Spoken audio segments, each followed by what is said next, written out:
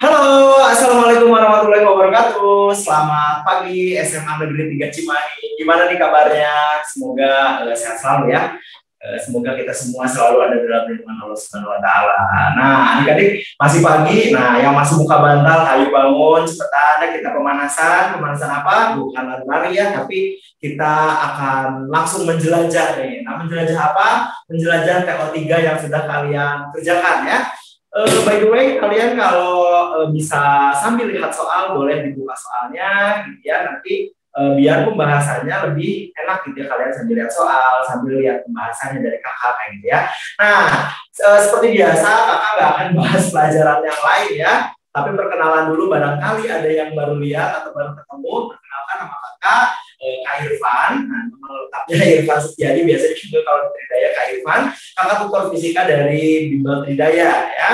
Nah, adik-adik, hari ini kita akan mulai dengan pembahasan fisika dulu. Nah, kalau biologi, kimia, matematika selanjutnya berarti ya. Nah, adik-adik, coba deh sekarang boleh dipersiapkan dulu soalnya. Kalau yang nggak ada nanti mungkin sama operator bakalan dikasih lihat soalnya, tapi lebih nyaman kalau adik-adik persiapkan soalnya untuk dilihat sendiri di rumah ya. Nah, kita akan mulai fisika seperti biasa dari nomor 21. Kita akan bahas, semoga saja 1 jam ke depan kita bisa bahas 20 soal dalam soal TO3 SMA 3 Cimahi. Oke, nah sekarang kita mulai aja ya. Bismillahirrahmanirrahim. Nomor 21, boleh silakan adik-adik sambil dibaca soalnya, nanti lihat pembahasannya. Grafik di bawah ini menggambarkan hubungan kedudukan terhadap waktu dari gerakan dua benda. Ya. Nah, hubungan kedudukan terhadap waktu dari gerakan dua buah benda. Dari grafik kita dapat mengetahui bahwa apa. Nah, sekarang kita lihat di situ ada grafik yang ke bawah, ada grafik yang ke atas gitu ya. Nah, yang ke bawah dan ke atas itu dia berarti ada benda satu itu misalkan yang ke bawah, benda keduanya ke atas. Nah, di sini kan grafiknya itu grafik kedudukan. Kedudukan itu adalah posisi ya. Nah, jadi gimana sih kita menentukannya? Coba deh kita lihat dari option yang A ya. Ya, kedua benda akan bersusulan. Nah, bersusulan itu tahu dari mana ya? Di sini tidak ada nilai kecepatan, tidak ada nilai kecepatan atau data-data yang lain. Bahkan dari grafik pun kita nggak bisa lihat apa-apa gitu ya. Kemudian di sini yang B, kedua benda bertemu di suatu titik acuan. Nah, sebenarnya ini jawaban yang paling tepat ya. Kenapa sih harus kedua benda bertemu di titik acuan? Kedua benda bertemu, tadi itu bersusulan ya, bersusulan itu menyusul berarti. Nah, kalau menyusul enggak ya, karena apa? Dia tuh seakan-akan dia berbeda arahnya. Jadi seakan-akan dia bertemu malahan. Nah, jadi kalau yang B, kedua benda akan bertemu di titik acuan gitu ya. Kenapa bertemu di titik acuan? Karena di situ kan grafiknya itu grafik kedudukan. Dan kedudukannya ada titik potong, artinya di sini kedudukannya sama gitu ya. Ada suatu titik, ada suatu saat gitu ya, pada saat T sama dengan T, waktu sama dengan T, dia itu ada di kondisi titik yang sama. Nah, berarti itu kedua benda bertemu di titik acuan ya, yaitu di titik potongnya itu sendiri. Tapi kita lihat yang option C, D, dan E. Yang C, laju benda 1 lebih besar daripada laju benda 2, nggak tahu, nggak ada datanya. Nah, percepatan benda 1 kurang dari percepatan benda 2, nggak ada datanya juga. Yang E, kedua benda bergerak lurus berubah beraturan, nggak ada juga datanya ya. Nah, jadi kita bisa lihat, hanya bisa lihat dari si kedudukannya saja. Kedudukannya itu akan memperoleh di gambar itu memperoleh titik potong, berarti dia memiliki kedudukan yang sama gitu ya. Nah, jadi di sini kita akan bahas TO UTBK 3 ya. Nah, nomor 21. Nomor 21 ini tadi kedua benda bertemu di titik acuan ya. Nah, kedua benda bertemu di titik acuan. Ya, kedua benda bertemu di titik acuan karena apa? Karena dia ada perpotongan ya, karena ada perpotongan dari si grafik antara yang benda 1 dan grafik gerakan benda 2 gitu ya. Nah, sekarang kita masuk ke nomor 22 ya. 22 di sini kita lihat gambarnya, di situ ada jari-jari ada 2 buah roda ya. 2 buah roda, di sini ada roda A dan roda B. Nah, kemudian katanya jari-jari roda B itu 4 kali jari-jari roda A. RB sama dengan 4 RA. Kita tulis aja dulu ya. RB sama dengan 4 RA. Ya. RB sama dengan 4 RA. Roda B berputar 10 kali. Ya. Nah, roda B berputar 10 kali. Nah, berarti NB ya, jumlah putaran ya. NB sama dengan 10 kali. Kemudian di sini pada saat si B-nya berputar 10 kali, maka si A-nya berputarnya berapa kali gitu ya. Nah, untuk hubungan roda-roda itu ada 3 kan ya. Ada yang dihubungkan seporos. Nah, kemudian yang kedua ada yang dihubungkan dengan rantai itu kayak rantai sepeda. Nah, berarti di soal nomor 22 itu dia dihubungkan rantai ya. Kemudian yang ketiga ada yang dihubungkan bersinggungan ya. Nah, jadi di sini jadi di sini hubungan yang roda-roda dihubungkan rantai ya bisa kita tuliskan dengan persamaan apa? Persamaannya untuk yang roda dihubungkan rantai, roda dihubung rantai. Nah, yaitu adalah apanya yang sama? Kecepatan liniernya ya. Nah, kecepatan liniernya itu adalah VA sama dengan VB. Ya, kayak gitu. Nah, kalau ini lihat VA sama dengan VB ini tahunya dapat dari mana? Nah, di sini karena kalian lihat si V-nya itu atau kelajuan liniernya yang sama. Coba kita lihat ya hubungan roda-roda. Kalau misalkan dia dihubung, ini hubungan yang pertama nih. Hubungan yang pertama tuh kayak gini ya. Nah, dihubungkannya seporos. Kemudian ada yang dihubungkannya dengan rantai, kemudian ada yang bersinggungan. Kalau bersinggungan itu kayak gini, kayak gitu ya. Nah, jadi kalau yang dihubungkan rantai itu ini gitu ya. Nah, oke, untuk yang ini, kalau yang ini lihat ya, di sini tuh ada 3 hubungan, ada 3 hubungan roda-roda. Rumusnya apakah omeganya yang sama atau V-nya yang sama, atau jadi apakah kecepatan sudutnya yang sama atau kecepatan linearnya yang sama. Kalian lihat kecepatan sudut itu kan omega, kalau kecepatan linear itu V. Nah, adik-adik lihat yang ini, yang dihubungkan satu poros, ini kayak huruf apa? Kayak huruf O ya. Nah, jadi di sini kalau yang hubungannya ini berarti omeganya yang sama. Ya, kalau yang ini dan yang ini berarti V-nya yang sama. Makanya di sini kalau tulis VA sama dengan VB. V itu rumusnya apa? V itu sama dengan omega kali R ya, berarti omega A RA sama RB ya. Ada penghapus. Oke. Sambil menunggu ya. Nah, di sini omega A kali RA sama dengan omega B kali RB. Omega itu rumusnya adalah 2πf ya. 2πf. F-nya kita ganti aja langsung N per T ya. Dikalikan dengan RA sama dengan omega B juga sama 2pi N per T dikalikan RB. Tentu saja ini N-nya NB dan ini N-nya NA kayak gitu ya. Nah, oke. Kemudian di sini kita lihat ruas kiri sama ruas kanan boleh kita saling membagi yang samanya ya, karena dalam waktu yang sama. Nah, kita surat juga kayaknya. Nah, kemudian NA itu apa? NA itu adalah jumlah putaran yang dialami oleh si A. Nah, ini yang ditanyakan, berarti NA-nya berapa ya? NA dikalikan RA, RA-nya adalah RA saja ya. Nah, sama dengan NB katanya 10 kali. Nah, kemudian kalau RB-nya berapa? RB-nya 4 RA. Jadi di sini 4 RA ya. Nah, kita coret RA-nya. Kemudian di sini tinggal apa? NA-nya. Kalikan aja ya. NA sama dengan 4 kali 10. 40 kali putaran. Ya. Jadi jawabannya adalah ya gitu ya. Nah, adik-adik silakan kalau misalkan ada yang mau ditanyakan, adik-adik boleh potong saja penjelasan kakak daripada kalian nanti lupa gitu ya mau nanya apa gitu. Jadi lebih baik jangan dikumpulin dulu pertanyaannya. Silakan kalau ada yang bingung dari pembahasan kakak langsung potong aja. Maaf ini dari mana gitu ya, itu dari mana. Silakan boleh langsung ditanyakan ya. Nah, oke.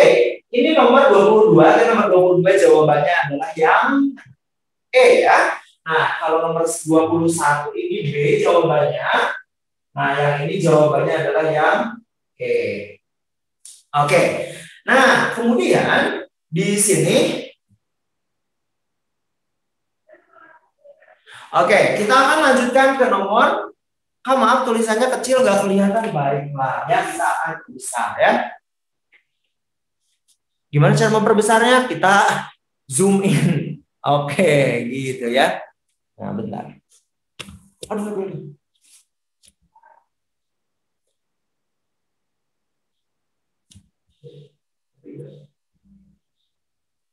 Nah, oke. Kita lihat sekarang ke nomor 23 ya. Nomor 23. Ya pun, gede banget ya kakaknya. Oke, mantap. Oke, nomor 23 di sini adalah soal tentang dinamika ya. 23. Di atas aja, enggak apa-apa. Oke, nomor 23. Nomor 23 di sini katanya pada sistem katrol seperti pada gambar. Nah, kemudian diketahui massa M1-nya 5 kg, M2-nya 4 kg ya. Dan massa katrolnya M2. Koefisien gesekan antara bidang dan massa M1 adalah 0,6. Dan katrol berputar tanpa slip ya. Nah, kemudian di sini mana tadi? Oh ya, daya rata-rata gesekan bidang dengan massa M1 selama 2 detik. Ya, adik-adik di sini pertama kalian harus mencari dulu percepatannya ya. Kita gambarkan dulu deh ya sistemnya ya. Nah, oke, di sini ada sebuah benda. Nah, kemudian di sini ada benda yang kedua ya. Benda yang pertama ini 5 kg M1 ya. Ini M2-nya. Nah, kemudian di sini kita bisa gambarkan dulu gaya-gayanya ya. Kita gambarkan diagram gayanya. Nah, sebentar. Sebenarnya ini udah ada penghapus tapi apa ya. Nah, oke. Kita gambarkan dulu diagram gaya-gayanya ya. Nah, di sini pasti ada W2 ya, berat benda 2. Dan di sini akan ada tegangan tali ya. Nah, karena di sini dia itu ada katrol ya. Katrolnya itu maksudnya dia kasar, katrol kasar, berarti di sini tegangan tali 2. Kemudian di sini ada tegangan tali 1. Kemudian di sini ada W1 dan di sini ada gaya normal 1. Gaya normal harus nempel dengan bidang 1. Nah, seperti itu ya gaya-gayanya. Nah, sekarang kalau kita mau cari percepatan, untuk mencari percepatan itu gimana rumusnya? Sigma F per M. Sorry, ada yang lupa ya. Di sini katanya ada gaya gesek. Ya, F gesek. F gesek itu dengan mu-nya katanya 0,6. Sigma F sama dengan A sama dengan sigma F per M ya. Nah, sigma F-nya ada apa aja? Sigma F itu adalah ada gaya yang membuat dia itu bergerak, gerakannya itu pasti di sini ya. Benda 1 gerak ke kanan, benda 2 gerak ke bawah, kan gitu ya. Nah, berarti kalau kita lihat di sini gaya-gaya apa saja sih yang membuat dia tambah bergerak lebih cepat atau yang membuat dia itu bergerak lebih lambat atau merasa tertahan. Kalau yang membuat dia itu lebih cepat berarti yang searah gerakan W2. Nah, kemudian di sini ada F gesek juga yang menghambatnya. Nah, kalau M1 dengan W1 ngaruh enggak? Karena dia saling tegak lurus dengan gerakan, berarti dia enggak ngaruh. T-nya gimana? Nah, T itu selalu selalu dia itu maksudnya ada dua gaya ya. Kalau tegangan tali itu pasti ada 2 gayanya. Ada yang katrol sama benda. Nah, berarti ada yang dari katrol, ada yang dari benda. Ini katrol sama benda juga, ada yang dari katrol, ada yang dari benda. Besarnya T1 yang ke kiri sama ke kanan sama, T2 yang ke atas sama ke bawah sama. Nah, berarti dia saling menghabisi kalau dibuat ke dalam sini. Jadi gini kita tulis di sini W2 kemudian ditambah T2 dikurangi T2 ditambah T1 dikurangi T1 dia karena T2 dan T1 ada yang searah ada yang melawan gitu, kemudian dikurangi gaya gesek. Nah, dibagi dengan apa? Dibagi dengan si M-nya ada 2, massa 1 massa 2 gitu ya, massa 1 tambah massa 2. Tapi ingat di situ ada massa katrol. Kalau ada massa katrol berarti di sini harus dikalikan K dan dijumlahkan dengan K kali M. Ya. K itu apa? Koefisien bentuk benda, konstanta bentuk benda. Kemudian MK apa? Massa katrol. Tadi kakak udah bilang T1 ke kiri dan ke kanan akan sama, T2 ke kiri dan ke kanan akan sama. Berarti kita bisa habisi sekarang. Gitu ya. Tinggal W2. W2 itu apa? M2 kali G ditambah F geseknya. F gesek itu mu kali N. Nah, N-nya itu N siapa? N1 ya. Tapi N1 itu kan dia di bidang datar tuh. Kalau di bidang datar berarti gaya normanya pasti sama dengan gaya beratnya ya. Nah, berarti ya udah tulis aja N1 ya per M1 tambah M2 plus K kali MK. Nah, M2-nya berapa? M2-nya sama dengan 5 ya. 5 ini mah M2 mah 4 ya. 4 kali gravitasnya 10, 40. Ditambah mu-nya 0,6. Kemudian dikali N1-nya sama dengan W ya. Nah, N1 ini dia sama dengan W1 sama dengan M1 kali G sama dengan 50 Newton ya. 0,6 kali 50 dibagi M1-nya itu M1 sama dengan 5 ditambah 4 ditambah K. K itu berapa?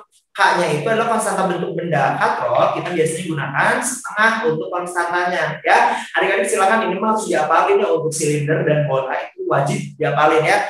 Katrolnya dianggap sebagai silinder yang terjal. Berarti di sini kita pakai K-nya setengah.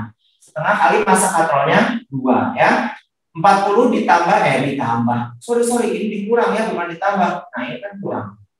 Nah, kurang ya. Nah, 40 dikurangi 30 dibagi dengan 5 tambah 4 9 nih, setengah kali 2 1, 9 tambah 1 10, berarti 40 min 30 10, 10 per 10 sama dengan 1 meter per sekon kuadrat. Kayak gitu. Nah, terus di sini dia itu kan yang ditanyakan daya rata-rata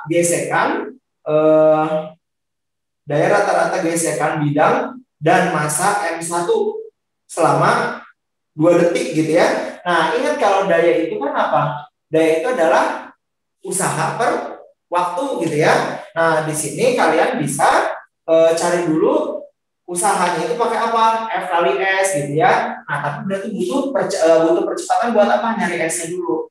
S sama dengan V0 kali T plus minus setengah AT kuadrat. Di plus atau di minus? Dia dipercepat berarti plus ya. V0-nya mula-mula dalam keadaan diam 0 aja. Ditambah setengah kali A-nya 1 kali T kuadrat. T-nya tadi 2 detik, berarti 2 dikuadratkan.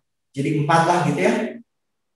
4 bagi 2 sama dengan 2 meter gitu. Nah, dari sini kita bisa dapatkan W-nya itu apa? W-nya itu sama dengan F kali S. Kita tahu gayanya itu kan di sini daya rata-rata gesekan, berarti pakai gayanya gaya gesek. Tadi gaya geseknya berapa? Mu kalian ini kan 0,6 kali 50, berarti yang 30 ini gaya gesek. Berarti F-nya itu adalah F gesek, kita ganti aja di sini.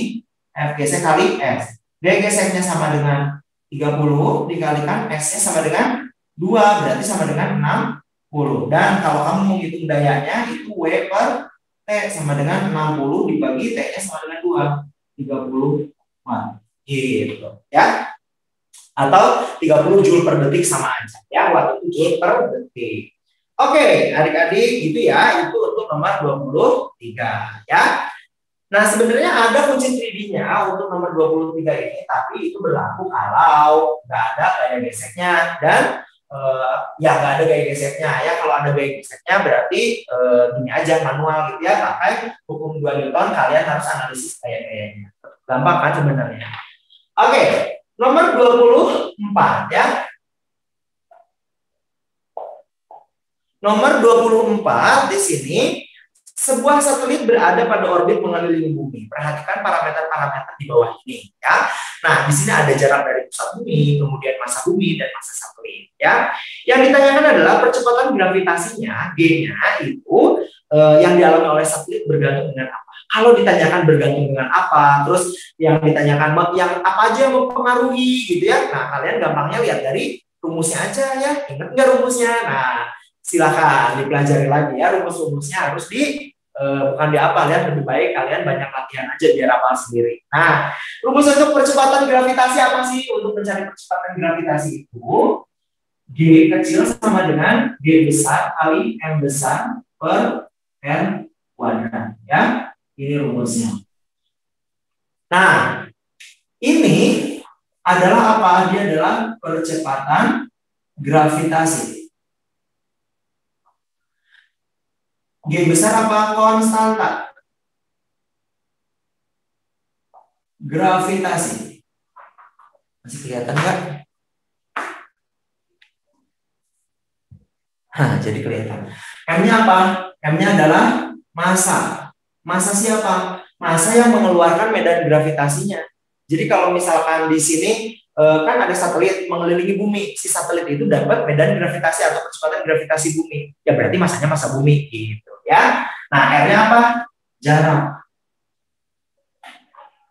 Berarti kalau kita lihat di sini jarak dari pusat bumi ngaruh dong ya, dari jarak. Kemudian massa bumi ngaruh, massa apa artinya nulisnya? Yang mengeluarkan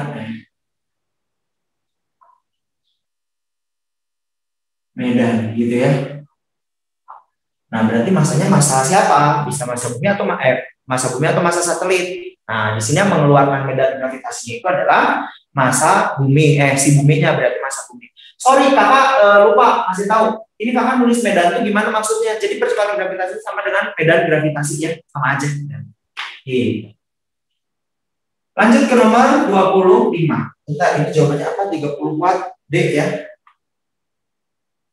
Yang sana nomor 24 jawabannya B, 1 dan 2. Oke. Nomor 25, Arif mengangkat sebuah kotak bermassa 50 kg. Nah, ke atas truk yang memiliki ketinggian 1 meter selama 2 detik. Nah, kemudian Peri mengangkat 50 kotak bermassa 1 kg ke atas, 50 kotak tapi massanya 1 kg masing-masing ke atas truk yang sama selama 2 menit. Nah, yang ditanyakan apa? Manakah pernyataan yang benar? Nah, ya kalau kalian lihat di optionnya itu di sini yang ditanyakan usaha. Nah, kita hitung aja dua-duanya, usaha si Arif sama usaha si Peri ya.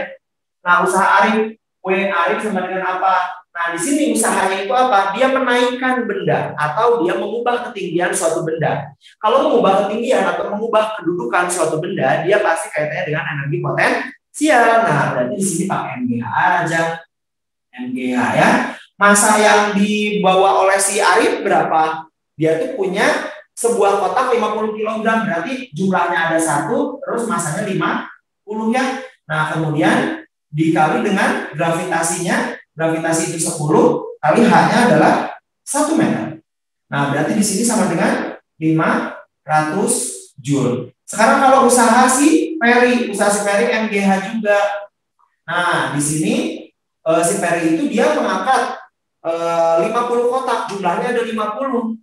Tapi 1 kg masing-masing, jadi 50 kali 1 ya, G-nya 10, hanya 1 meter karena truknya sama. Ya udah, berarti ini sama aja 500 Joule. Jadi di sini kita jawabannya tahu mereka melakukan usaha yang sama besar, tapi Arif melakukannya dengan daya yang lebih tinggi. Tahu dari mana dayanya? Nah, daya itu dia dilihat dari waktunya ya. Jadi kalau waktunya dikit, daya itu kan harus ini.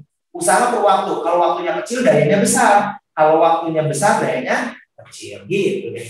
Jadi jawabannya adalah yang C. Seperti itu. Oke, jelas ya untuk nomor 25. Nah, kemudian nomor 26. Albert mengadakan sebuah eksperimen mengenai tinggi air raksa dalam pipa barometer ya, di sebuah laboratorium dengan tekanan atmosfer dengan tekanan 1 atmosfer, tinggi air raksanya itu dalam pipa barometernya adalah 76 cm ya. Nah, kemudian jika Albert mengganti pipanya menjadi pipa yang lain, tapi luas penampangnya menjadi 2 kali lebih besar. Nah, pertanyaannya adalah maka tinggi air raksanya menjadi berapa? Adik-adik jangan terkecoh dengan luas penampangnya ya. Nah, kan kalau luas penampangnya 2 kali lebih besar berarti ketinggiannya ntar jadi sedikit atau cenah gitu. Nah, kayak gitu sistemnya, canggih dan ya. Nah, jadi barometer itu apa? Alat untuk mengukur tekanan. Tinggi raksa di situ digunakan untuk mengukur seberapa tekanannya gitu kan. Kalau laboratoriumnya masih sama, tempatnya masih sama, keadaan yang lain masih sama, cuma diganti pipanya doang, tekanannya itu tetap 76 cm raksanya. Jadi makanya adik-adik kalau kasih tahu ya, tekanan itu ada yang satuannya CMHG. Kalau adik-adik pernah lihat ya, satuan di soal itu ada CMHG.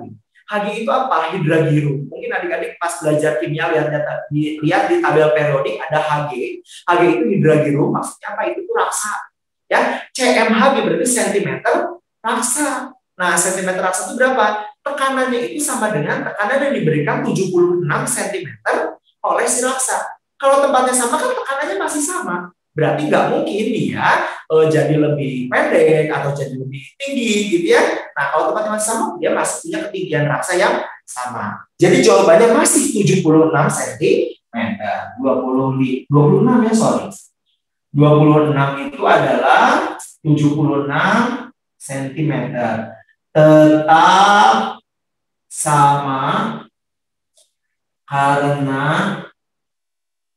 kondisi lain masih sama ya.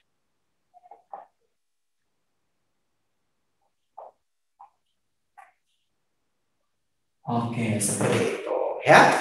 Oke, adik-adik, sekarang kita akan lanjut ke nomor 27, tapi sebelumnya kita hapus dulu papan tulisnya ya.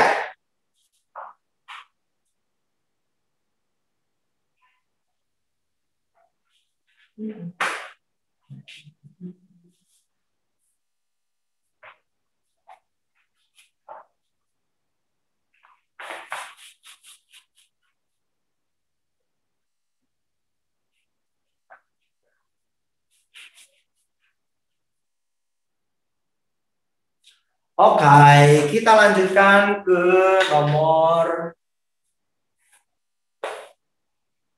27.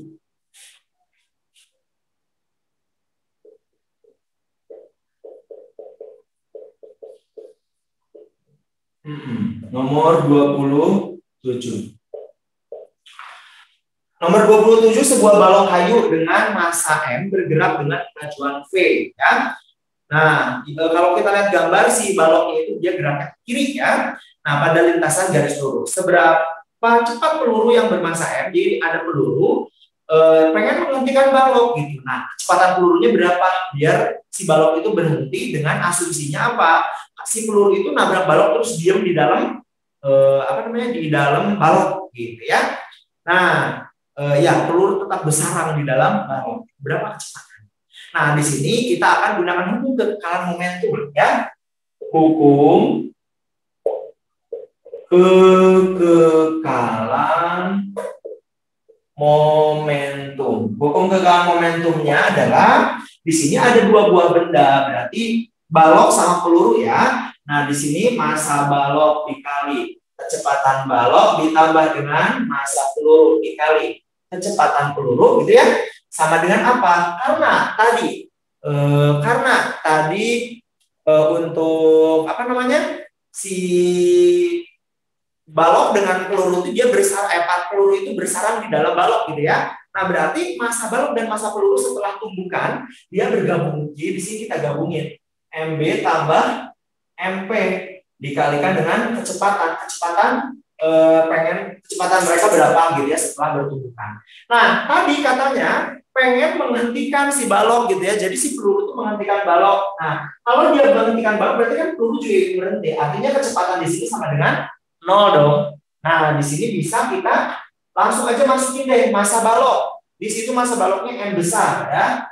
Massa balok M besar, kecepatan balok dia V, tapi V-nya ke kiri ya. V-nya ke kiri berarti di sini kasih minus, sorry ya. Nah, jadi M kali V besar katanya ya. Nah, kemudian di sini massa pelurunya itu adalah massa pelurunya M kecil dikalikan V peluru. V peluru itu yang ditanyakan ya, berarti kita tulis V peluru. Sama dengan berapa? Ini MB tambah MP dikalikan V. Katanya pengen berhenti baloknya, berarti itu jadi 0. Nah, berarti di sini M dikalikan V peluru sama dengan ini pindah masuk kanan, jadi M besar, V besar jadi positif ya, karena di sini negatif. Jadi V pelurunya sama dengan M besar kali V besar dibagi dengan M kecil gitu ya. Nah, jadi jawabannya yang apa? Jawabannya itu yang D ya. Seperti itu. Boleh, silakan kalau ada yang mau tanya ya. Silakan tanyakan langsung. Bentar.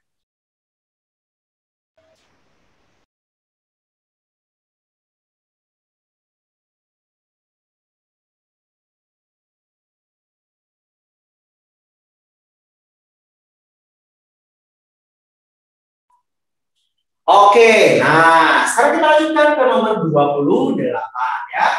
Nomor 28 di sini tentang Vincent mengemudikan pesawat tempurnya secara akrobatik membentuk lingkaran vertikal dengan jari-jari 400 meter ya.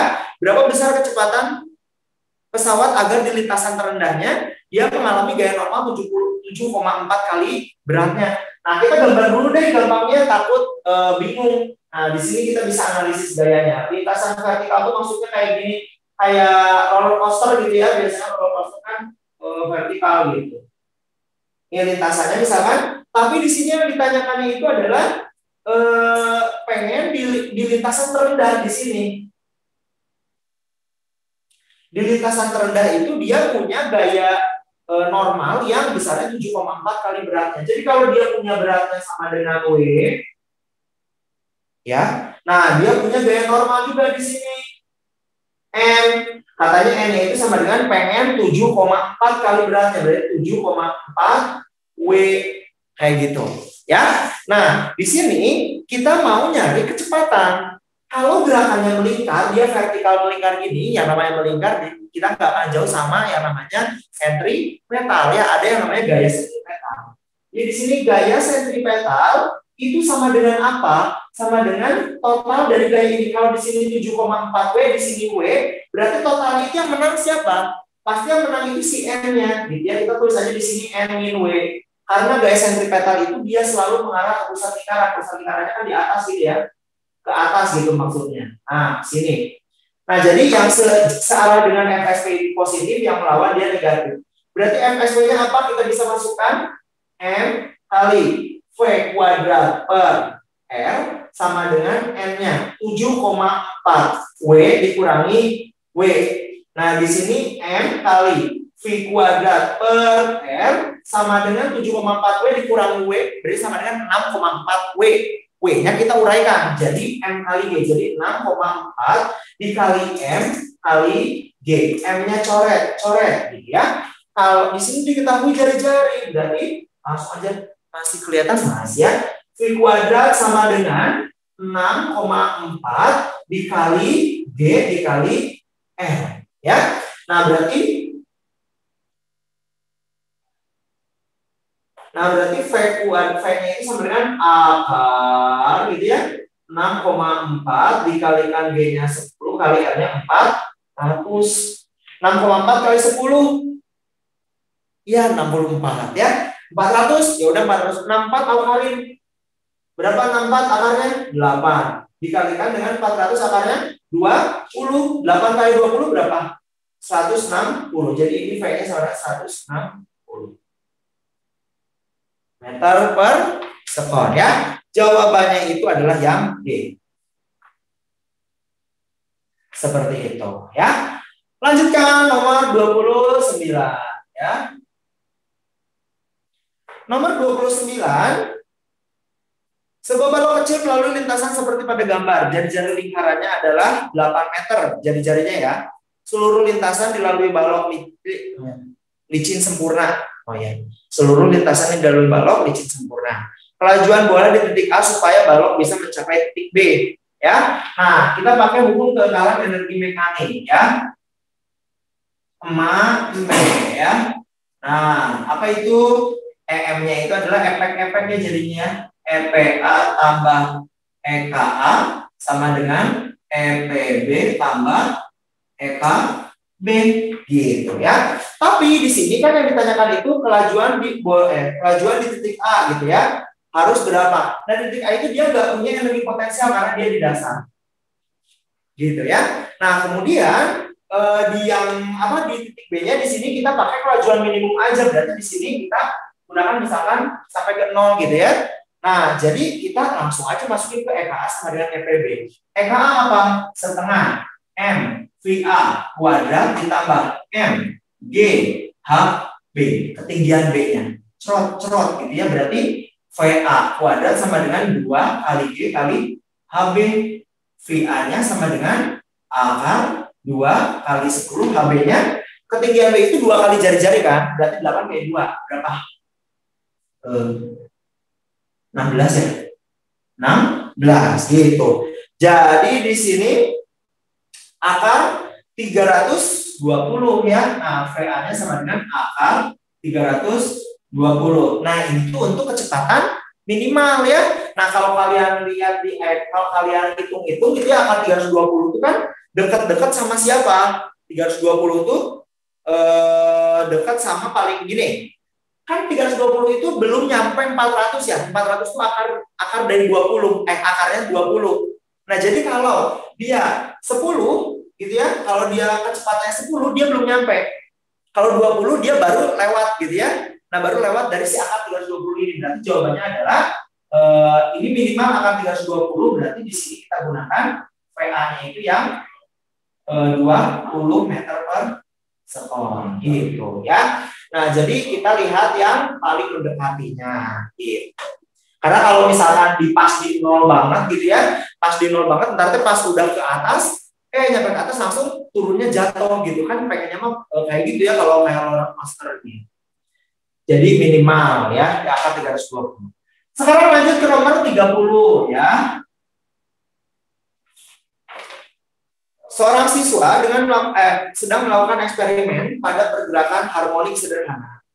Nah, dia memiliki dua pegas yang berbeda konstantanya K1 dengan K2, dua balok yang berbeda M1 dan M2.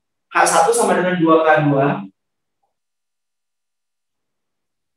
Kemudian M1 sama dengan 2M2. Ya.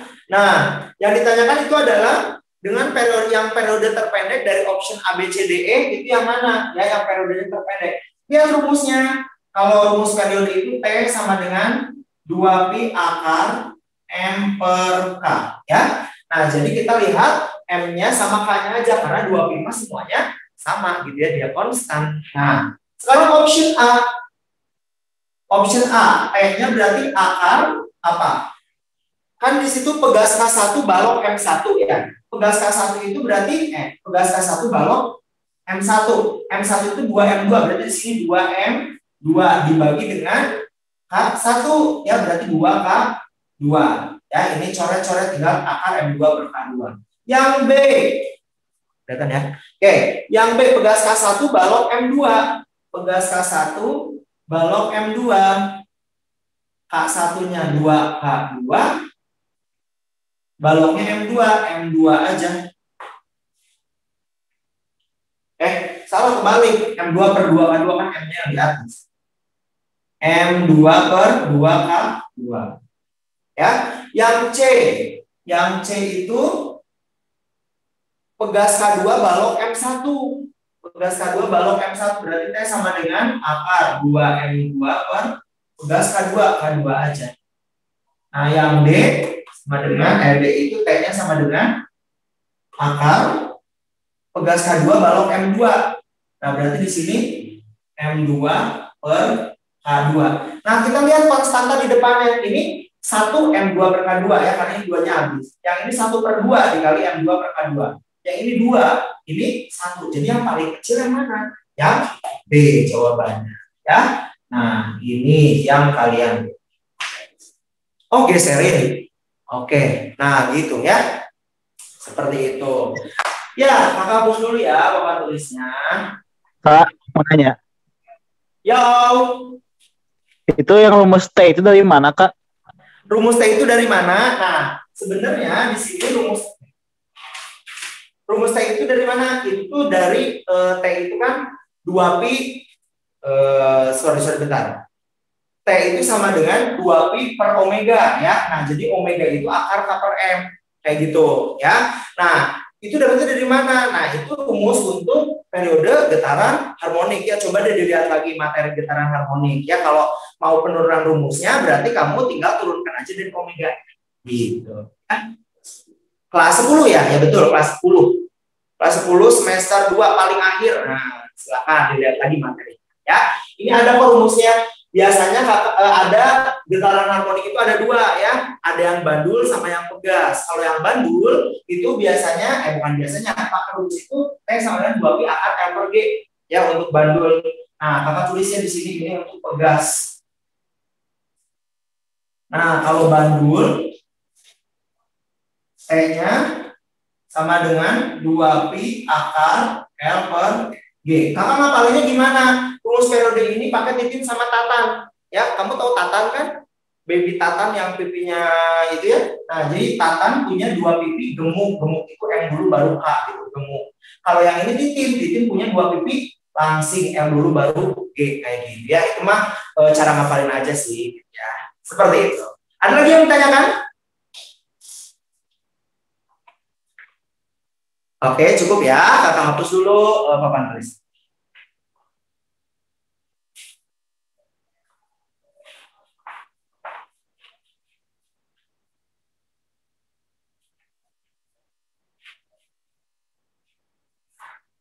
Oke, lanjut ke nomor 31 ya. Nomor 31 ini konsepnya sama dengan yang tadi pesawat nomor 29 ya, tapi ya ini mah benda aja pakai tali gitu ya. Nah, sebuah bola yang dipasang di ujung sebuah tali diputar dalam keadaan lingkaran vertikal seperti pada gambar. Titik 1, 2, 3 boleh dilihat di gambarnya. Nah, yang ditanyakan adalah masalah tegangan tali. Ya, kalian pasti tahu dong kalau tegangan tali itu kalian lihat berdasarkan si tarikan bendanya. Kalau bendanya lagi ke atas berarti tarikannya kemana? Nah, tarikannya berarti ke bawah ya. Nah, kalau bendanya lagi ke atas, misalnya ini.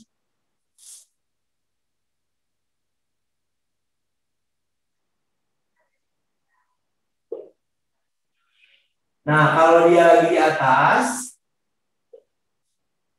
nah di atas itu berarti apa? Dia punya gaya berat, gitu ya, ke bawah gitu. Nah, kemudian gaya tegangan talinya juga dia ke bawah kayak gitu. Nah, kemudian di sini kalau, bentar ya, di sini nggak kelihatan. Ini W, ini T. Sekarang kalau lagi keadaannya di bawah, kalau lagi keadaannya di bawah adalah W-nya ke bawah, T-nya ke atas. Nah, jadi seperti itu ya. Nah, sistem seperti ini bisa kita lihat kalau gaya tegangan tali pada titik 3 atau yang di bawah ini dia akan lebih besar. Kenapa? Karena kalau yang ini tegangan talinya itu dibanding sama W gitu loh. Kalau yang di atas ya. Nah, jadi yang sebenarnya jawabannya yang A gitu ya. Gaya tegangan tali pada titik 3 lebih daripada titik 1 gitu ya. Jadi jawabannya yang A. Gitu ya. Selanjutnya yang nomor 32. Sebuah gas ideal berada dalam wadah yang bervolume tetap. Nah, kemudian jika suhu gas meningkat, mana yang akan meningkat gitu ya. Kalau volumenya tetap, berarti hubungannya itu apa? P Vita, ingat ya. P1 per T1 sama dengan P2 per T2. Kan kayak gini tuh. Kalau volumenya konstan berarti, bentar. Oke, kalau volumenya konstan berarti ini dicoret aja gitu. Jadi karena nggak akan ada perubahan. Nah, volume dengan tekanan itu berbanding lurus. Volume dengan suhu itu berbanding terbalik. Maka kalau di sini tekanan dan suhu itu berbanding terbalik juga ya. Suhunya naik. Kalau suhunya naik berarti tekanan akan meningkat. Betul dong, tekanannya akan meningkat. Kemudian energi kinetik akan meningkat enggak? Kalau suhunya naik, energi kinetik juga akan naik gitu ya. Nah, semakin banyak energinya ya. Kalau jumlah mol pada wadah enggak. Jumlah mol itu kayak jumlah zat ya. Berarti dia enggak akan bertambah karena cuman dipanasin aja, bukan dimasukin gas lagi gitu. Jadi jawabannya adalah 1 dan 2 ya. Ini jawabannya adalah yang B. Gitu. Nomor 33. Ya. Sebuah tabung berbentuk silinder berisi gas ideal pada suhu T-nya itu sama dengan 47 derajat Celcius. Ubah Kelvin dan cantik berapa? 320 Kelvin. Ya, kedua silinder, ujung silinder ditutup rapat. Sebuah piston yang dapat bergerak bebas tanpa gesekan diletakkan dalam tabung. Mula-mula piston dipasang tepat di tengah-tengah. Jadi misalkan tabungnya gini ya, pistonnya tuh kayak gini di tengah-tengah. Tapi kemudian tabung diletakkan secara vertikal. Nah, pas diubah ke vertikal gini, nah ternyata si volume gas bagian atas itu 4 kali dari volume gas, ya, 4 kali dari volume gas bagian bawah, gitu ya. Volume gas bagian bawahnya 1 bagian, ini piston ya, 1 bagian, nah ini 4 bagian. Tapi dinaikin suhunya T ya, jadi naik sebesar delta T, ternyata berubah lagi. Jadi, nah ini jadi 3 kalinya, ini pistonnya di sini. Kalau ini 3 kali, ini 1 kali, berarti kan ini 1/4 ya, 1/4 volume. Kalau yang ini 1 bagian, ini 4 bagian, jadi ini tuh 1/5 volume, kayak gitu ya. Nomor 30 jawabannya yang B. Oh, ada yang nanya? Oh ya, nomor 30 jadi jawabannya B, tadi udah dilingkari ya di A, B, C, D, E-nya. Oke.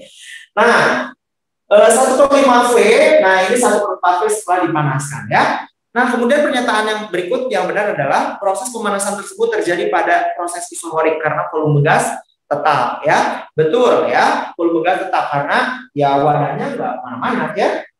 Yang kedua, setelah pemanasan berakhir ditunggu beberapa saat, tekanan gas di bagian bawah sama dengan tekanan gas di bagian atas tabung. Betul, kenapa? Karena di sini kan naiknya asalnya di sini jadi naik sedikit gitu. Itu tuh ngapain? Lagi menyesuaikan ke kanan biar jadi tekanannya sama. Jadi betul nomor 2. Nomor 3, selama proses tersebut massa jenis gas berubah. Massa jenis pasti berubah kalau dia dipanaskan karena dia memuai ya. Kemudian benar ya nomor 3. Nah, nomor 4, kenaikan suhunya 130, kita hitung baru ini. Nah, itu pakai V1 per T1 sama dengan V2 per T2. Kita pakai volume yang ini. Ini volume 1, ini volume 2 ya. Volume 1-nya 1/5 V per T1-nya di sini mula-mula 320. Sama dengan ini V2-nya 1/4. V per T2. V-nya coret gitu ya. Berarti ini 5 kali 320. Wow, nggak kelihatan. Bentar dulu ya. Nah, terus ini berarti sama dengan apa? 5 kali 320 sama dengan 4T2. Nah, 4 sama 320 sisa 80. Maka T2-nya sama dengan 400 derajat Celcius. Ini sama dengan apa? 127 Kelvin. Dari 47 ke 127 naiknya berapa? 80. Berarti delta T sama dengan 80 Kelvin. Jadi nomor 4 salah ya. Gitu. Nomor berapa tadi? 33 ya. Sekarang berarti yang ini jawabannya tuh 1, 2, 3 yang A ya. Nomor 33. Oh iya 34. Nah. Oke, sepotong tembaga dijatuhkan dari ketinggian 490 meter di atas rantai. Kalor yang terjadi pada proses tumbukan dengan rantai 60%-nya diserap oleh tembaga untuk menaikkan suhu ya. Nah, jika kalor jenis tembaganya 420, nah kemudian gravitasinya 10, maka kenaikan suhu tembaganya adalah berapa? Nah, di sini kan dari ketinggian 490 meter dia jatuh gitu ya, berarti dia akan punya kecepatan yang sangat tinggi gitu ya. Nah, artinya apa? Pada saat dia menunggu, dia itu berarti punya energi kinetik yang sangat besar. Nah, energi kinetiknya sama dengan berapa? Energi kinetiknya itu sama dengan setengah mv kuadrat ya.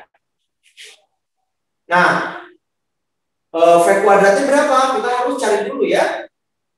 Oh, bentar dulu. Bisa juga kita hitung dengan mgh ya.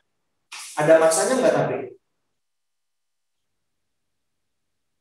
Potong tembaga setengah m. Oh, ya nggak ada ya. Nggak ada masanya ya. Ya nggak apa-apa, energi kinetik aja. Nah, di sini setengah kali m dikali v kuadrat ya. V-nya itu adalah V kuadrat itu adalah kan V itu akar 2G kan rumusnya ya. V sama dengan akar 2GH. Berarti kalau V kuadrat tinggal masukin 2GH aja. Setengah M 2GH. Tulis di sini lagi. Jadi UMGH ya, sama aja sebenarnya. Benar energi potensial tadi ya. M-nya M aja, G-nya adalah 10, H-nya 490. Nah, berarti di sini 4900 M. Gitu ya. Nah, dia punya energi sebesar 4900 M. Tapi katanya untuk perubahan suhu, dia itu cuma pakai berapa? 60%-nya. Nah, berarti Q itu sama dengan kalor perubahan suhu ya, sama dengan 60% dari 4900 M. Berarti sama dengan 60/100 dikali 4900 M. Coret-coret.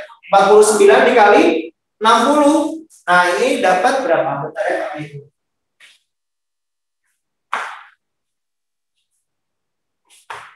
60 kali 49. 60 kali 49. 2940 ya. Nah, sama dengan 2940 Joule.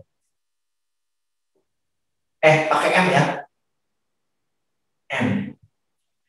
Nah, kemudian di sini kalau kalor itu kan MC delta T ya. MC delta T sama dengan 2940 M. Nah, coret M-nya. Delta T yang ditanyakan 2940 dibagi C-nya. C itu adalah kalor jenis 420. Nah, 2940 dibagi 420. 7 deh dapatnya. Nah, berarti kenaikan suhunya itu adalah delta T sama dengan 7 derajat Celcius. Gitu ya. Nah, itu untuk nomor 34 ya. Lanjut ke 35 ya. 35. Di sini dua buah pegas ya, kakak gambarin dulu ya. Set. Nah, gini ya. Ada pegas seperti ini. Nah, kemudian dia itu katanya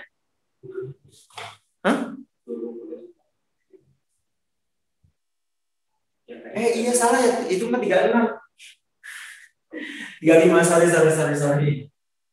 35 salah ya. 34 sekarang 35. Sebuah bola dijatuhkan dari sebuah menara menghantam tanah dalam waktu 3 sekon ya.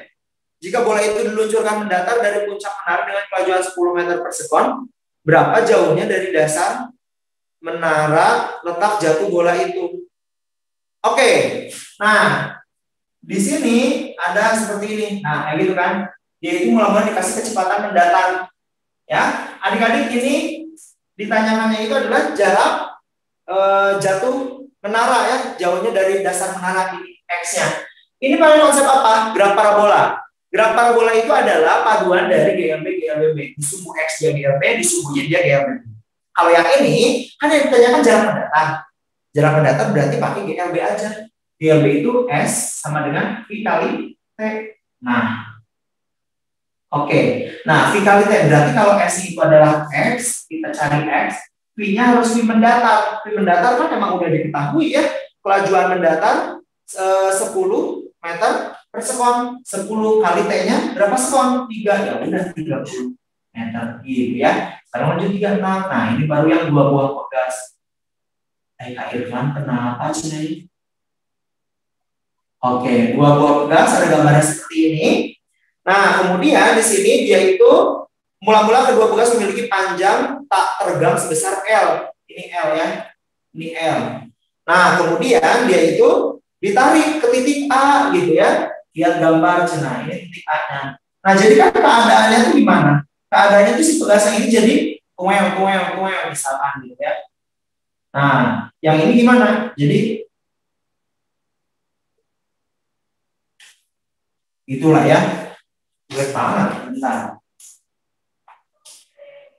Nah, gitu.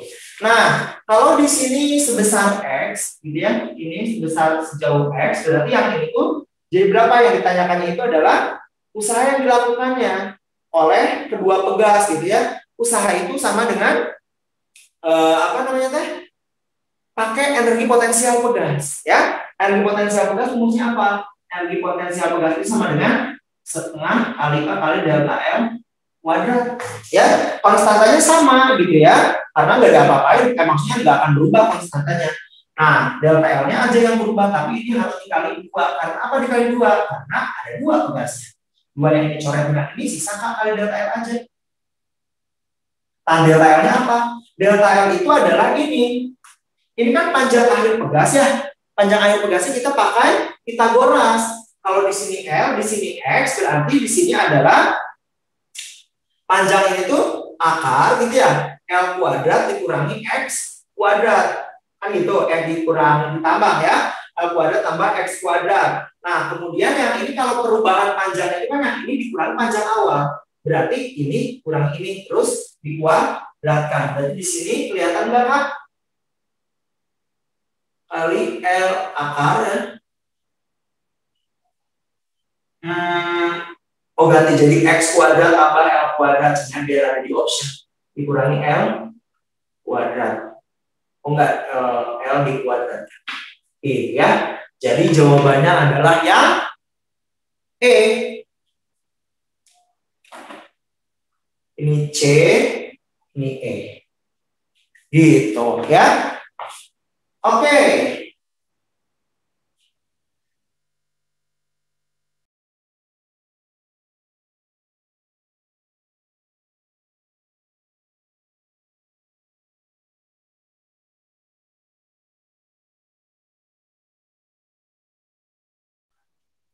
Oke, ya. Di sini kita lanjut ke nomor 37 ya.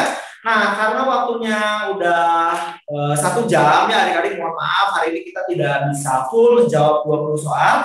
Kakak kasih 1 soal lagi aja ya untuk soal yang terakhir, yaitu nomor 37 ya.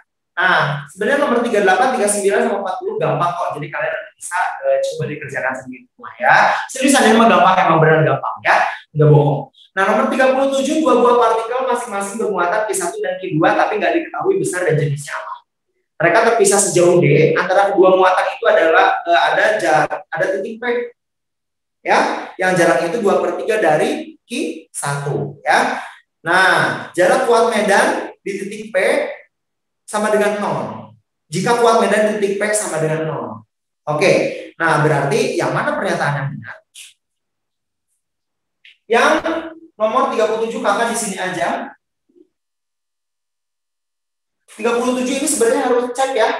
Nah, Q1 dan Q2 ada kunci 3D-nya ya. Adik-adik untuk kalau ada yang masih bingung listrik statis ya, adik-adik boleh silakan kirim DM ke Instagram kakak ya di @irfanadisetia ya. Nah, di situ kalian bisa lihat postingan yang ada rangkuman tentang listrik statis ya. Nah, di rangkuman itu kalian bisa dapat rangkuman kakak dengan cara apa? Nge-DM ke IG kakak ya, silakan. Nah, di situ ada kunci 3D-nya. Kunci 3D-nya itu apa? Kalau titik yang nilai medannya itu sama dengan 0, ya, ada di antara si muatan yang satu sama muatan 2, berarti mereka itu muatannya sejenis, ya. Nah, katanya yang A ini tidak sejenis, berarti yang A salah, ya. Yang B, potensial di titik P yang disebabkan oleh Q dan Q2 sama katanya. Nah, di sini kita sebenarnya harus cari muatannya dulu berapa, gitu ya. Nah, cari muatannya itu adalah gimana? Nah, pakai medan tadi. Karena total medannya sama dengan 0, berarti E1 harus sama dengan E2. Nah, di sini rumus medan K Q1 per R1 kuadrat sama dengan K Q2 per R2 kuadrat. Kayaknya kita coret aja. Q1-nya, Q1 Q2 belum tahu, Q1 Q2 aja per R1. Jarak muatan ke titik P Q1 itu 2/3. 2/3-nya kelihatannya? Ya. 2/3 D ya. Sama dengan dikuadratkan, berarti ini 4/9 ya. Q2 dibagi dengan R2-nya ini dari 1/3-nya kan dikuadratkan jadi 1/9D. 9D dicoret, berarti di sini kita dapatkan hubungan Q1-nya itu sama dengan 4Q2 ya. Nah, terus kalian hitung ya boleh. Nah, potensialnya itu nggak akan sama ya. Apalagi di sini potensial di titik P sama dengan 0. Enggak ya. Kemudian besar muatan Q1 2 kali lebih besar dari Q2. Enggak, karena apa? Karena ini 4 kali. Ya, muatan Q1 itu 4 kali Q2. Jawabannya adalah yang E, seperti itu ya. Nah, ini yang E. Yang B. Oke, seperti itu ya. Nah, adik-adik kalau mau apa namanya? Ngecek nanti adik-adik kerjakan nomor 38, 39, 40. 38 itu jawabannya adalah yang A. Ya. 38 itu jawabannya yang A, 39 jawabannya ya di sini aja ya. 38 itu jawabannya yang A, 39 jawabannya yang B, 40 jawabannya yang E. Ya. Nah, silakan boleh dicoba di rumahnya ya. Nah, adik-adik mungkin itu ya pembahasan, mungkin cukup sekian pembahasan fisika dari kakak untuk hari ini. Nah, semoga kita masih bisa diberi kesempatan untuk bertemu kembali pada apa namanya pembahasan selanjutnya ya, pembahasan apapun gitu ya. Nanti kalau nggak TO pun mungkin kita semoga dipertemukan lagi di kesempatan yang lainnya. Adik-adik, terima kasih ya atas perhatiannya dan kehadirannya pada kali ini. Satu lagi sekali lagi saya ingatkan untuk apa namanya bagi kalian yang mau rangkuman listrik statis atau mungkin nanti ada rangkuman yang lain, boleh adik-adik DM Instagram kakak di @irfanadistia ya. Nah, tapi adik-adik juga silakan follow Instagram Tridaya Group di @tridayagroup_official. Nah, kemudian jangan lupa juga adik-adik bisa nonton pembahasan, apa namanya bahas materi atau bahas soal gitu ya di channel YouTube Tridaya Online. Jangan lupa like, subscribe, dan share video-videonya biar lebih banyak lagi yang merasakan manfaat dari video-video yang udah kita buat atau kita bagikan ya. Adik-adik thank you, di sini udah ada kedatangan tutor yang selanjutnya gitu ya. Kita akan bahas apa nih setelah fisika. Nah, adik-adik masih harus berlari-lari ya untuk pemanasan pagi ini. Yang masih muka bantal ayo tarik dulu ya, tapi kalau udah bahas fisika sih kayaknya udah gak muka bantal lagi ya. Nah, oke, terima kasih atas perhatiannya sekali lagi. Adik-adik sehat selalu, jaga kesehatan. Assalamualaikum warahmatullahi wabarakatuh. Sampai jumpa.